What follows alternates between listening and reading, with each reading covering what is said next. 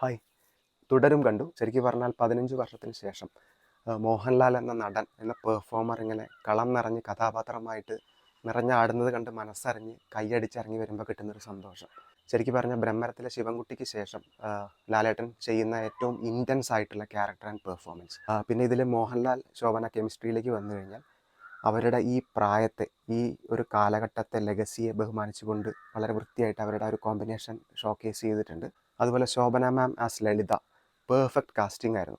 ലളിത just ഒരു ലാലേട്ടൻ്റെ pair എന്നതിലും ഉപരി ഭയങ്കര ഒരു അതോറിറ്റി, ഒരു ഇൻറ്റഗ്രിറ്റി ഫീൽ ചെയ്യുന്ന ഒരു പവർഫുൾ ക്യാരക്ടറാണ്. അപ്പോൾ തീർച്ചയായിട്ടും അത് ക്യാരി ചെയ്യാൻ, അത് ഷോൾഡർ ചെയ്യാൻ ശോഭന മാമിനെ പോലുള്ളൊരു പവർഫുൾ പേഴ്സണയ്ക്ക് പറ്റുള്ളൂ. അപ്പോൾ അത് പെർഫെക്റ്റ് കാസ്റ്റിംഗ് ആയിരുന്നു. പ്രകാശ് വർമ്മ, ഡെബ്യൂട്ടൻറ്റ് ആക്ടർ, എന്താ പറയുക, ഹീ ജസ്റ്റ് നെയിൽഡ് ഇറ്റ്. അതും ലാലേട്ടൻ്റെ ഓപ്പോസിറ്റ്. ഉറപ്പായിട്ടും മലയാള സിനിമയിൽ ഒരുപാട് അവസരങ്ങൾ ഇനി അദ്ദേഹത്തെ തേടിയെത്തും. Just superb actor. പിന്നെ ടെക്നിക്കലി പറഞ്ഞു കഴിഞ്ഞാൽ KR സുനിലിൻ്റെ സ്ക്രിപ്റ്റ് ബ്രില്യൻ്റ് ആയിരുന്നു. കാരണം അദ്ദേഹത്തിൻ്റെ സ്ക്രിപ്റ്റിലുള്ള ക്യാരക്ടർ ഡീറ്റെയിലിംഗ്, അവരുടെ back stories, establishments, especially towards the end ഈ ലാലേട്ടൻ്റെ ക്യാരക്ടർ കൊടുത്തിട്ടുള്ള ബാക്ക് സ്റ്റോറി ശരിക്കും ആ സിനിമയെ ഒരു സൂപ്പർഫിഷ്യലാക്കി മാറ്റാതെ അതിൻ്റെ ഒരു നരേറ്റീവിന് ഭയങ്കര ഇമോഷണൽ വെയിറ്റ് കൊടുക്കുന്നുണ്ട്. PV ഷാജികുമാറിൻ്റെ ഫ്രെയിംസ് ബ്യൂട്ടിഫുൾ ആയിരുന്നു.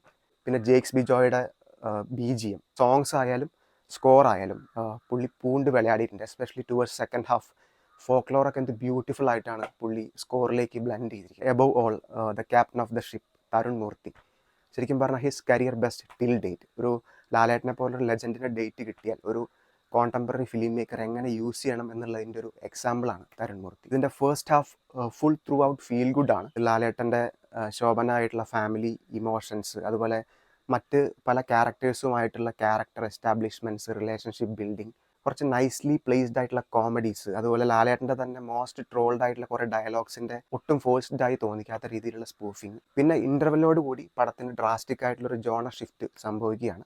പിന്നെ അവിടുന്ന് അങ്ങോട്ട് സെക്കൻഡ് ഹാഫ് ഫുൾ വളരെ ഇൻറ്റൻസ് ആയിട്ടുള്ള, മൈൽഡ്ലി ഡിസ്റ്റർബിംഗ് ആയിട്ടുള്ള ഒരു 16+ കണ്ടന്റ് ആണ്. അതായത് ഈ പോലീസ് അട്രോസിറ്റീസിൻ്റെയും കസ്റ്റോഡിയൽ വയലൻസിൻ്റെയും ഒക്കെ ഒരു ഹാർഡ് ഹിറ്റിംഗ് വേ, ലൈക്ക് വിസാരണയിൽ പോലെ അങ്ങനെ ഒരു ഗ്രാഫിക്കലി ഭയങ്കര ബ്രൂട്ടലായിട്ട് അല്ലെങ്കിലും കോണ്ടന്റ് വൈസ് അല്ലെങ്കിൽ ഡയലോഗ് വൈസ് കുറച്ച് ഹാർഡ് ഹിറ്റിംഗ് ആണ്. ഭയങ്കര സെൻസിറ്റീവ് ആയിട്ടുള്ള, കുറച്ച് ട്രോമാറ്റിക് ആയിട്ടുള്ളവർ ഒന്ന് ഇൻഫോംഡ് ആയിട്ട് പോകുന്നതായിരിക്കും നല്ലത്. എന്തായാലും ഓവറോൾ എന്നെ ഇത്രയധികം ഇമോഷണലി ഹുക്ക് ചെയ്തിട്ടുള്ള 2 മണിക്കൂർ 41 മിനിറ്റുള്ള സിനിമയാണ്. പക്ഷേ എവിടെയും ഒരു ഡ്രാഗോ, ഒരു ഡൗൺ ആയിട്ടുള്ളൊരു മിസ്പ്ലേസ്ഡ് സീനോ, ഒരു ഫോഴ്സ്ഡ് സീനോ ഒന്നും എനിക്ക് ഫീൽ ചെയ്തില്ല. Throughout I was emotionally hooked into the movie. ശരിക്കും പറഞ്ഞാൽ when the right film maker with the right script gets Mohanlal, this is what happens. അതാണ് തുടർന്ന് നമുക്ക് കാണിച്ചു തരുന്നത്. വൺസ് അഗെയിൻ മലയാള സിനിമയുടെ അഭിനയത്തിൻ്റെ ഒറ്റയാൻ കാർഡ് ഇറങ്ങിയിട്ടുണ്ട്. Thank you once again. Thank you so much Tharun Murthy.